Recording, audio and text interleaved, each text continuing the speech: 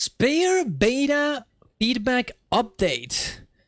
Greetings, Wayfinder. My name is Tyler Drake Brooks. Oh, and I'm a combat designer here at Arenanet. We ran a beta event in June for new Global Shoot Janther Wilds combat feature, Land Spear Proficiency. Today, I'll go over the feedback we saw about the spears and the changes you can expect to see when the weapons are released this August.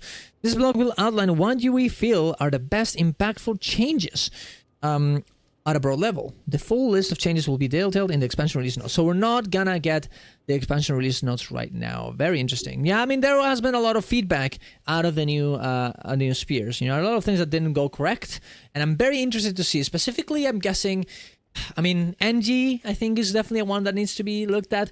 Warrior probably as well. And what is, I mean, Necro a little bit as well. We'll definitely see though. Elementalist, that's probably the one that really everyone liked. The damage was not that well done, but that's about it. Spear-wielding Elementalist should have sought to harness the power of natural disasters to bring calamity to their enemies. It is the most visually ambitious weapon we have created, and we couldn't have been prouder in the art team's work. However, in the beta, the damage wasn't as impressive as the visuals were. I completely agree. We agree with the feedback that the weapon's power level landed too low, and you can expect to see more damage increase in all game modes, especially for the capstone etching skills. Big. This is absolutely great. Obviously, this is going to happen. I don't think everyone that was saying, like, oh my god, Elemental is dead and the Spear is going to be dog shit. Like, look, guys, it was obviously they're going to buff it. Like, there's no way they wouldn't. Now, is it going to be enough? We're definitely going to have to see. Alongside damage enhancements, we're making the following quality of life adjustments to the weapon. Etching durations will be increased by a few seconds, while Rebel's distance is now controllable through a ground target. Yeah, I think the etching durations being so low was definitely annoying. I didn't really have that much of an issue with it, but if you don't have quickness, it starts becoming very annoying for sure. Rebel's distance is now controllable through a ground target. That's the Water 3, I think, that essentially, you know, would launch you forwards. Sometimes you would bug it and you would get inside of walls.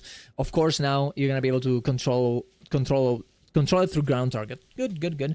Seated energize will not affect auto attacks, and the visual noise of etchings has been reduced. Yeah, the etchings were way too bombastic. It was hard to see anything in the fucking floor with them, and I think that was cool. You know, it was very cool animations. But at some point, you have to be like, damn, maybe we need to chill with this one. We've also added a strike damage component to Fulgur and rebalanced some of the effectiveness away from the damage over time in PvE for a more immediate effect. Okay, that makes sense. We're hoping these changes result in a smoother experience with a greater impact. Honestly, everything here seems pretty okay. There was definitely a lot of bugs that were on every one of the every one of the weapons. I'm very curious to see if they're gonna talk about a few of them. I think the one, the ripple distance was not exactly a bug, but was definitely something that was causing bugs by you teleporting into essentially walls. So that's definitely good. Necromancer aim to execute their foes with both spears and soul shards, with a gameplay loop of building and spending those soul shards. We saw that the shard economy was too dominated by isolate and distress.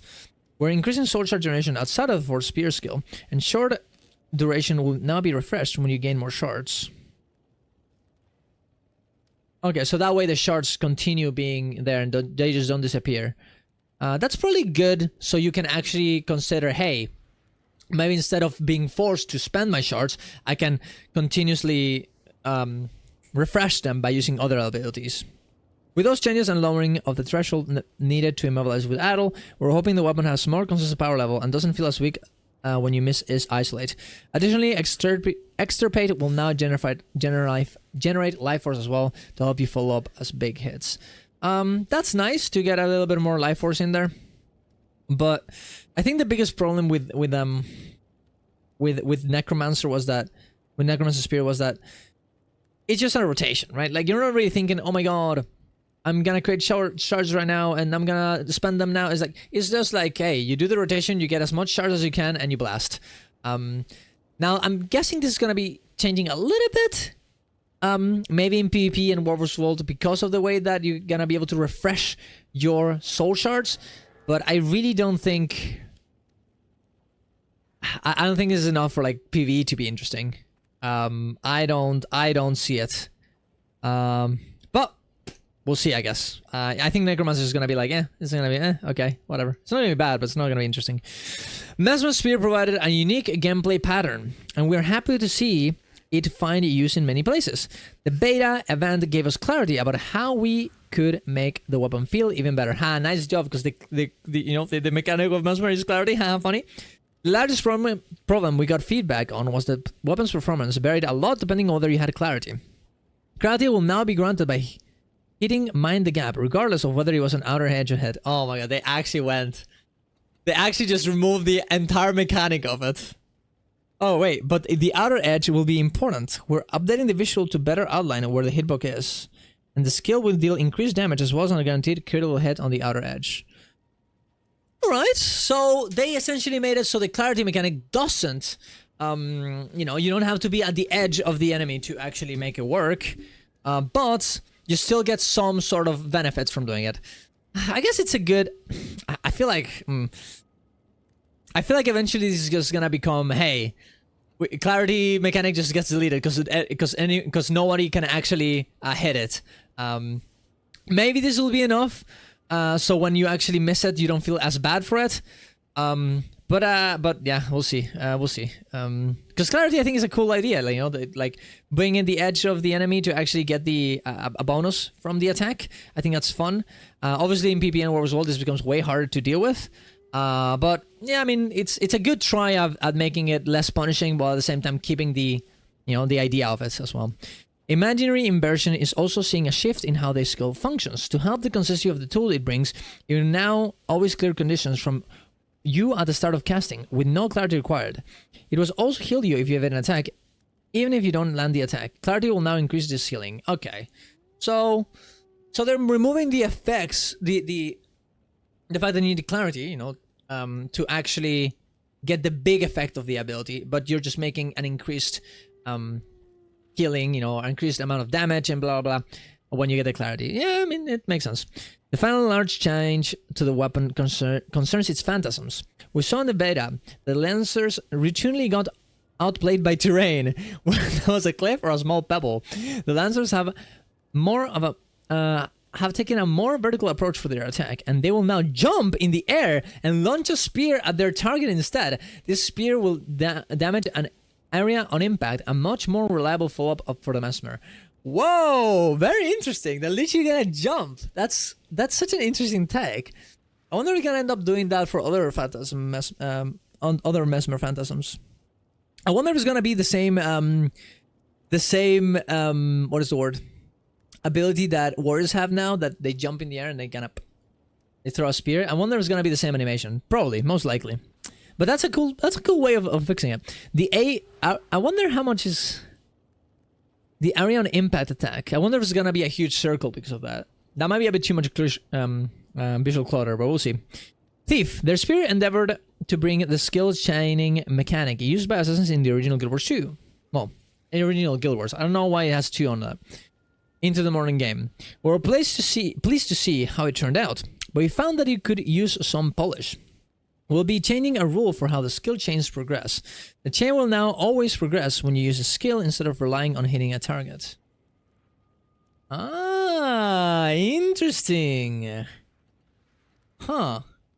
So, well, Thief, you know, the Thief Spear, essentially, you know, when you press the button, you know, when you press the ability will change into the next one. So you have like the base ability, the mid ability, and then the finisher ability. And before, yeah, you had to hit the target. Now you can just press it randomly and you'll, you know, advance because of it. This will make it so the ability where you actually jump forwards is gonna get deleted, right? In some way, because before you would just spam it and then fucking move around instantly, like everywhere, right? But now you're not gonna be able to actually do this. Because you're gonna, you know, you're gonna advance the thing, right? This makes it way more interesting though, for sure. This makes it way more interesting. You can actually probably abuse this. I wonder if something like there's gonna be like an insane rotation in PvE. I don't know how this would ever work, but where you literally don't attack the boss, right? Like untarget it to get to the finisher attack, and then you use it. That would really make a lot of sense because all the abilities do damage. But who knows? Maybe someone will find an insane tech like that, which would be very, very funny. But yeah, this helps in this aims to help the weapon feel smoother with a skilled queuing system and enhances reliability in competitive modes. Yeah, I completely agree. This is definitely for PvP and War vs. World. The weapon ended strong in PvE. So there will be some unsurprising downward adjustments to its damage output. Yeah, it's doing an insane amount of damage. Its finishing skills and stealth skills will have their target cap raised to help their thief pierce identity as a cleaving weapon. Ah, interesting. So we're gonna get a little bit of cleave on it. Good. I mean, we already have too many only, you know, single target weapons on thief. Makes sense. I hope the damage decrease doesn't mean useless on anything but Deadeye. I hope so too. We'll see. I hope so. Much like Elementalist Spear, Ranger's Spear had a strong narrative theming, but it didn't quite follow through fully in the game. Yeah, I forgot about Ranger. Some of its skills, like the stealth skills in the Beast Sting, lacked the damage needed to make it a competitive option against other Ranger weapons. It was not doing a lot of damage, guys. It wasn't. Additionally, due to the popularity of traps and other posing damage skills, it was hard to weave in and out of stealth and complete your attack before you were revealed. Yes. To remedy this, Panther's Prowl will now grant Hunter's Prowess for a short duration. Hunter's Prowess will allow you to use your next stealth skill even when you're revealed. Man, that is unhinged in PvP in War's World, no? That is... Am I crazy here? Because I actually had this idea for PvE specifically. I thought that was going to be a good idea. As that was going to be awesome. Because who cares? But that is... Well, I guess you're going to get revealed anyways, right? So I guess it's a good middle ground. But yeah, I guess... Yeah, it seems fine. It seems like a good middle ground. It seems better than my solution, honestly. Surely it won't be abused in PvP. We'll see. Another issue was Panther's Prowl and Spider's Web sharing a cooldown. This was consistent with the rest of the weapon skills, but it made the opportunity cost for the using Spider's Web too large. We'll be separating their cooldowns so that using Spider's Web feels good and you don't have to worry about wasting a charge of stealth. Yeah, I kind of agree with that for sure. That makes a lot of sense. Because yeah, you would use 5. And you get your stealth, and then well, you used Spider's Web, and oh, you get you get the cooldown as well, right? So yeah, I think that's a good idea to make them separate for sure. That makes sense. Engineer. Okay, let's see what they do in Engineer. This is not a big text. I'm kind of scared here because Engineer was not working at all ever. It was just boring and they didn't really do anything. Engineer Sphere surged onto the scene, finding a home mainly in condition-based builds in PvE. It sorted competitive numbers, but was still rough and the edges in places. Keeping track of who was focused and for how long wasn't an easy task. So we'll be adding a visual aura to your focus targets. Okay, that's nice. That's a good quality of life, but that doesn't really address the fact that it was boring. We'll also be adding an effect on the player when they have a focused target, making it easier to determine how long the mark will persist. That's good quality of life as well. Some casting times were also a bit slow. They'll be sped up to help the weapon feel smooth. Lastly, Devastator will see speed increase, a range increase, and a significant reduction if it's after cast. I think this does anything. I mean, it makes it easier to play, which is nice, but it's still boring. It's still you still just press the same buttons, the same rotation all over the place every time. Like, who cares? Like, the focus mechanic is interesting, but the way that it was executed is just not. It's just not well enough to make it interesting, and it's probably the worst spear at all overall. And this changes, even though it makes it easier to play with and probably more strong, it doesn't make it fun, which is the most important part about new weapons, honestly, in my opinion. But yeah, not good. I don't like that. Revenant. Revenant Spear aimed to be a heavy weapon that built up strength, culminating in powerful damage. However, in the beta we saw this weight was unwieldy and its punches lacked impact. Yeah, maybe a little bit, yeah. Casting times are being decreased across many skills. It definitely feels very slow, and we're increasing the condition variety of the skills to help its damage stick. Crushing Abyss, maximum stacks has been reduced from 5 to 3, making the weapon reach its maximum potential a lot faster. Ooh, that's actually going to be important. Yeah, that way you can actually change off of Spear way faster. Because I definitely felt like when I was playing Spear, I was like, man, I need to be stuck in this Spear to get my stacks and get my value. Otherwise, I'm wasting my time. Now, hopefully, you can actually switch weapons easier, faster. Abyssal Blunt will now pull immediately, helping the weapon set itself up better. The result of the changes is a more fluid weapon with more tools to secure its damage. Alright, cool. I mean, it's fine. I don't think Revenant was the most interesting weapon ever, but it was definitely not the least. It was like a mid-tier weapon. And the only reason why it didn't really work that well is because it was kind of slow and it wasn't doing that much damage and it was kind of annoying. It was very energy energy hungry as well, and because you're now gonna be going from 5 to 3 to actually get your full value, you most likely won't have to spend that much energy on it. So okay, okay, changes. Guardian Spear shown brightly in Warf's World, specifically in large-scale fights. That is true. There was a spear build that was absolutely blasting. Spear's biggest pain point was how its second skill functioned. Pressing the key again to stop early felt awkward. It did feel very awkward. And have few bugs. Heavy Rush is seeing an update similar to the Elementalist Ripple. It's now a ground target effect attack, and you will stop when reaching the target location. Its toolkit is getting some updates, like improvements to its self-healing and healing on Solar Storm, and Symbol of Luminance will now apply resistance to allied swarms. The biggest problem that I had with Guardian, other than that, you know, ability for sure, was the fact that it just felt like you're always illuminated. Like you're just pressing random buttons and you always continue to be illuminated. So like it didn't really felt, oh, I'm spending my illumination to do this. It felt more like I'm just pressing a normal rotation. And honestly, a lot of these weapons feel that way. And I'm kind of sad that they're not really changing that for Guardian. I'm probably gonna play it because it probably will feel okay, but it's not gonna be as interesting and as fun and as complex as it could have been. And that makes me a bit sad. I'm sure that in Warf's Wall and PvP it'll be a bit more like that, because you're actually gonna have to think about when to press the buttons. But for PvE, definitely not gonna be the case. And I think it would be nice if you could actually do it for both, right? Warrior. Spear and Warrior was met with mixed reception. Whoa! It was a strong option in PvP, but it didn't stand out in other places. Its range threshold mechanic also didn't garner a warm welcome. Warrior Spear will be updated to feature a new mechanic. Wow, they're literally working Warrior. I can't believe they're doing this, but not for NG. That's crazy. I mean, Warrior definitely didn't have anything though, so I guess it makes sense. But still, NG needed this treatment as well. If you're an NG man, I'm sorry, guys. Like, I'm sorry. I'm a Warrior main, so I'm good. It was a strong option. Blah blah. We want to emphasize the force the Warrior is launching their spears with, but in a different way. Instead of effectiveness varying by distance, skills now will do more damage to the first target struck. That sounds like the engine mechanic a little bit, no? Oh my god.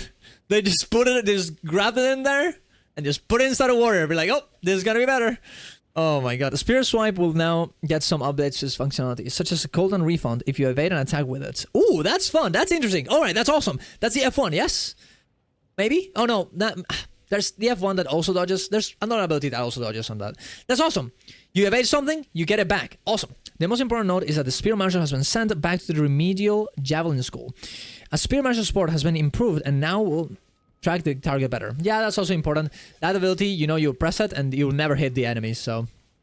We'll wrap things up in the high-level changes coming to Spears when they launch with Guild Wars 2 The Outer Wilds. Okay, for the exciting numbers and changes, be sure to check out the official release notes. I really think... They definitely, you know, they have changed a lot of things here, and that's good, and then listen to our feedback, and it seems like that, but man, I really am disappointed about NG. I think NG should have gotten way more stuff. Like, this is just not enough to make it fun. I think everything else is kind of fine. I think the Warrior one honestly seems pretty hype. It doesn't seem like an insane amount of functionality, but it makes it like, you know, at least the same as the other spears. I feel like, honestly, the only spears that I'm actually excited to play is Elementalist, Mesmer, and Thief. Everything else is kind of like, just a new weapon. And fuck, I'm very disappointed with NG's one. So, good changes, but I'm not sure if that's enough for me at least. I don't think it's enough to make like, oh my god, every spear is just chef's kiss. They really could have done this spears way more complex, way more interesting. And I know that the expansion is coming out very soon. But if they really wanted to sell on that, you know, to people be like super excited for them, they really should have changed more stuff though. You guys can tell me what you think though. Maybe I'm dooming a little bit. And we'll definitely see what happens. And you should definitely keep doing your feedback, right? They did listen, right? Even if they didn't do as much changes as I would have done, they did listen. So definitely go in there, put your comments in the forums, in the Reddit, everything, so they can maybe even make more changes from here onto the expansion, although there's only 2 weeks left. But hopefully. So there you go. Thank you very much for watching, guys. Subscribe to the channel for more of this. Go to my YouTube, go to my Twitch, go to my Ko-Fi, and tell me what you guys think. Thank you very much for watching. Bye bye. See you guys. Bye bye.